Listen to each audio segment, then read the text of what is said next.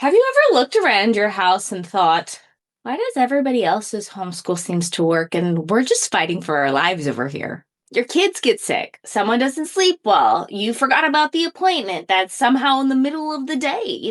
Life happens. It feels like life happens to you. And no matter how hard you try, it feels like you're always adjusting the plan. I felt that way for years too. And I think I was asking the wrong question. I wasn't asking, how do I build a homeschool that fits the life we're actually living? What I was asking was, how do I make our life fit the homeschool that I've imagined? And let me tell you, the homeschool I imagined was quite beautiful. We were outside all the time, wearing sage-colored linen, and I would read from Shakespeare underneath the oak tree out back, whilst one of my children painted wild birds with watercolor. And then back at our cottage, oh, the sourdough would be cooling on the kitchen ledge, bathed in warm sunlight.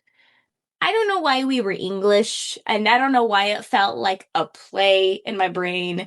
And I don't know where that cottage came from, but that was the picture in my head when I started homeschooling. And that picture stayed there for years. And I didn't realize it at the time, but I was trying to build that homeschool. And I thought, gosh, if I could just find the right curriculum, the nature study, watercolory, all activities in RT, piano-ish curriculum.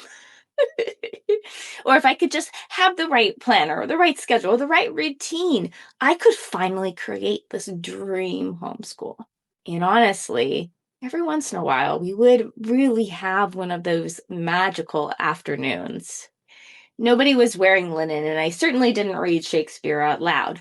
But we had a wonderful time outside, and we would come back dirty and tired and happy from a day of being totally absorbed with, the amazingness of nature. But that wasn't our everyday life. That wasn't actually sustainable for us. We would have a new baby. We would have an appointment to go to. We would say yes to this activity and it would throw off the schedule. Somebody would have a growth spurt and life would change because that's what life does. It changes. And every time it did, I assumed the routine had failed. But looking back, the routine wasn't the problem. The picture was. I wasn't trying to build a homeschool life for the family God had given me. I was trying to build a homeschool life that belonged in a storybook. A fantasy was the foundation of the homeschool I was trying to build. And every homeschool has a foundation. The question is not whether or not you have one. The question is whether or not you have chosen it intentionally. For a lot of us, without even realizing it, our homeschool can get built on finishing the curriculum, staying on pace, something completely unreasonable like being out in a magical meadow every single day for your homeschool.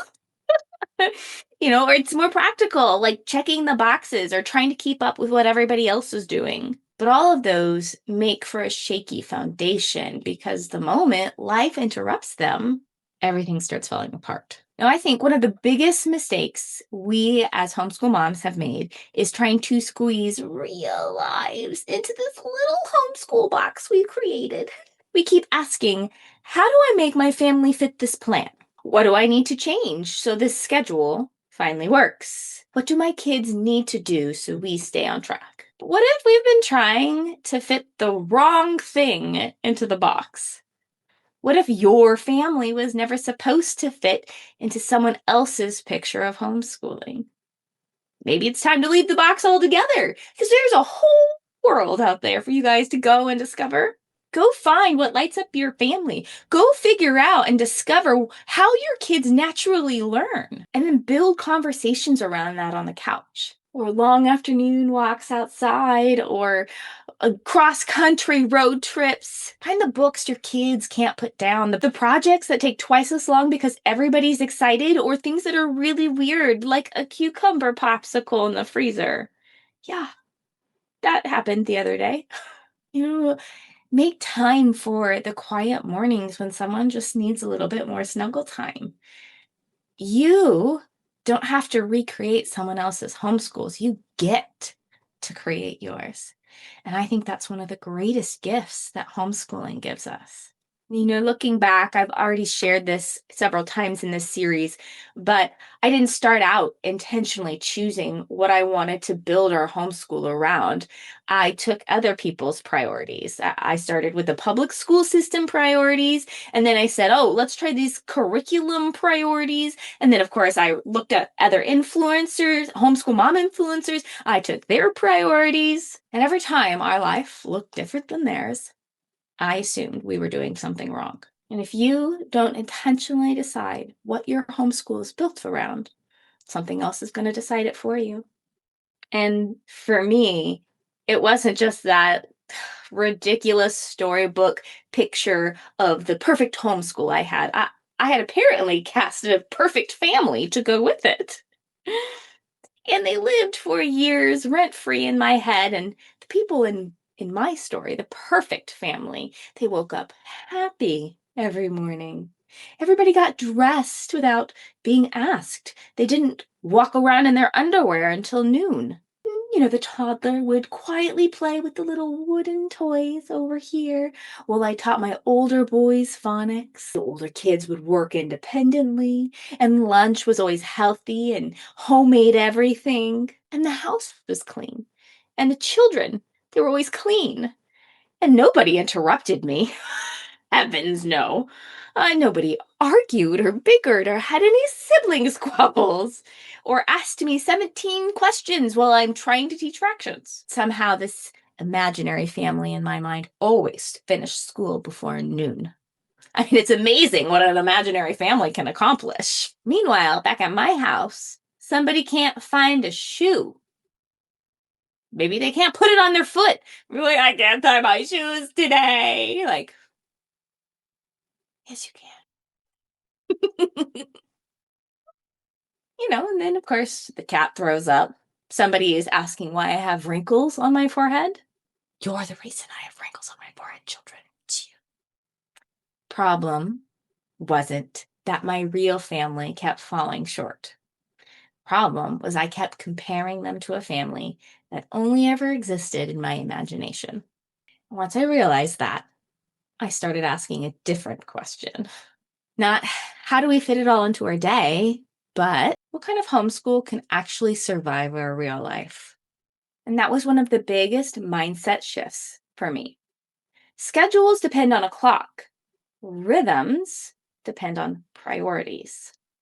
The schedule might say it's 9. Let's get going, right?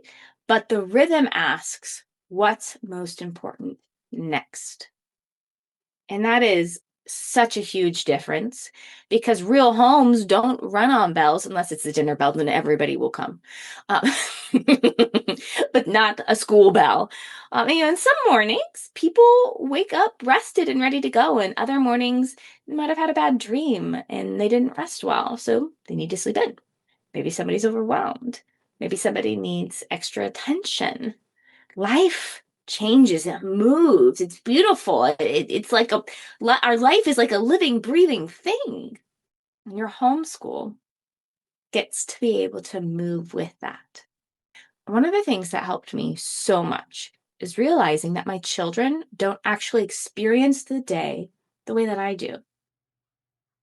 As an adult, I am constantly aware of the time. I'm like, oh my goodness. Okay, right now it's 11:26. I have to wrap this up in the next 15 minutes because then I have to start moving all the books for our curriculum swap. Like I got that in my brain. They don't got that in their brain. That's what I'm thinking about. We got to leave in 20 minutes. Okay, we're already behind, or we got to keep moving to stay on pace. It's like there's a clock running in the back of my mind all day, but kids, especially little kids, they don't live by a clock. They live in the moment. They're wonderfully present. It's great and frustrating and also great. Their brains are actually still developing the ability to manage time and think ahead the way ours do. Girls are a little bit better at this earlier on, but if you've got a neurodivergent kiddo or a kid with ADHD, this might be a skill that they don't have for a while. And honestly, one of the beautiful things about childhood is that they can be completely absorbed in making that Lego tower. But me, in my experience, I'm over here mentally calculating whether we've got time to make it to Costco before lunch. Kids want to watch the caterpillar crawl across the sidewalk, and it's just so sweet. Or, they're asking questions like, why is the moon following the car? Sorry, that was a little bit of a tangent. So, back to my notes. Kids, it's hard in the moment when they are so present to what's going on around them because we can be very future focused, or we as moms can be stuck replaying conversations from 3 years ago. Maybe they aren't thinking about what happened 3 minutes ago. They're just there watching the caterpillar. Okay, back to my notes. All right. Um, so what's our goal when it comes to managing time, creating these routines? And it's not to control every hour, right? Again, schedules, they'll start at 9 and then you switch every 15 minutes, every 30 minutes, every 45 minutes, every hour, that's not the way kids work. They run on rhythms. And rhythms are what asks that question, what's the most important thing for us to do next? And they are based on priorities. And once you know your priorities for your family, you stop asking, how do I fit everything in? And you start asking, what needs to be a priority today? And if I think about my 4 kids and what needs to be a priority for each one of them today, it's all different. The more kids you have, it can become more complex. And you, as mom, are carrying more mental load.